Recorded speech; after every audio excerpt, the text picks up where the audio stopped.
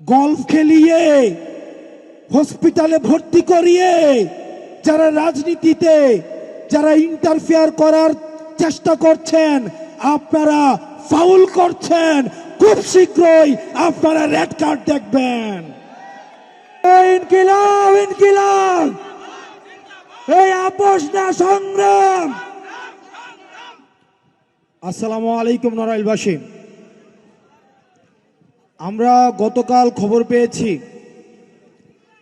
আমাদের একটা নির্বাচন যে কমিশন আছে, আমাদের আগেও তো একটা নির্বাচন কমিশন ছিল, হুদা নির্বাচন কমিশন, রকিব নির্বাচন কমিশন। আমাদের নির্বাচন কমিশনরা দিনের ভোট তারা রাতে করে দিয়েছে। তারা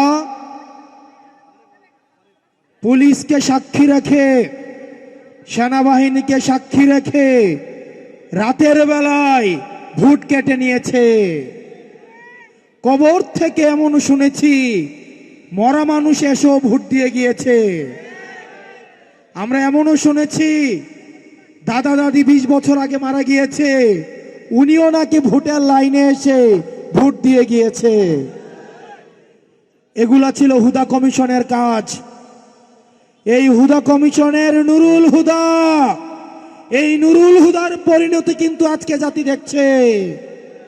জুতার মালা গলায় দিয়ে আজকে উনি কারাগারে নিক্ষিপ্ত হয়েছে। প্রিয় নড়াইলবাসী, গতকাল আমাদের নির্বাচন কমিশন বলে দিয়েছে শাপলা মার্কা নাকি আমাদেরকে দেওয়া হবে না। কেসারেন শেকড় থেকে শিখরে। প্রিয় নড়াইলবাসী, আপনারা জেনে থাকবেন তারা মিটিং করেছে আজকে, কিন্তু মিটিং হওয়ার আগে গতকালই তারা ফলাফল জানিয়ে দিয়েছে। অর্থাৎ ভোটের আগের ফলাফলের মতো আমাদের নির্বাচন কমিশন এখন মিটিং এর আগেই তারা ফলাফল জানিয়ে দেয়। আমরা ধিক্কার জানাই এই নির্বাচন কমিশনের দ্বিচারিতাকে।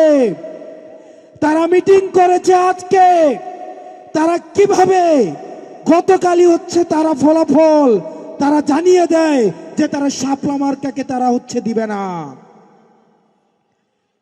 আপনাদের রিমোট কন্ট্রোলটা কোথায় সেটা কিন্তু আমাদের জানা আছে।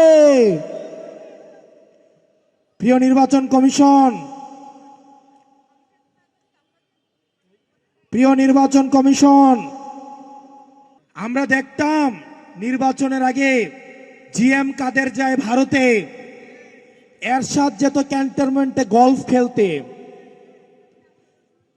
আগে আমরা নির্বাচনের সময় শুনতাম জিএম কাদের ভারত থেকে এসে বলতো যে আমরা সরকারের সাথে কথা বলে সিদ্ধান্ত নিব যে এবার আমরা সরকারে থাকবো নাকি বিরোধী দলে থাকবো। ঠিক কিনা? আমাদের কাছে খবর আছে এই নির্বাচন কমিশনের কারা কারা কিছুদিন আগে ক্যান্টনমেন্টে সিএমএইচে ভর্তি ছিলেন। আমাদের কাছে কিন্তু খবর আছে। এরশাদকে যেভাবে গলফ খেলতে নিয়ে যেত, ঠিক একইভাবে এখন অনেককেই ধরে ধরে সিএমএইচে নিয়ে যাওয়া হয়। কোন জায়গা থেকে পরিচালিত হচ্ছে রাজনীতি যে কোথায় চলে। প্রিয় নড়াইলবাসী, আপনারা আমাদের সাথে থাকবেন।